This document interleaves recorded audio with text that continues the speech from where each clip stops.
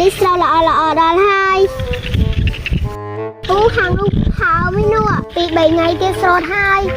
អូយអ្នកលីតាមទៅមើលស្រោតអីអញរត់ទៅសួរសិន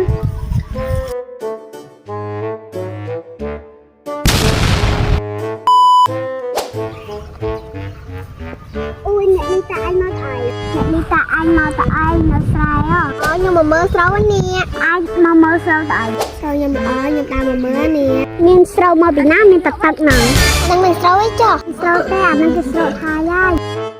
អានឹងគឺស្រោតហើយចុះទៅមើលស្រោតខ្ញុំវិញ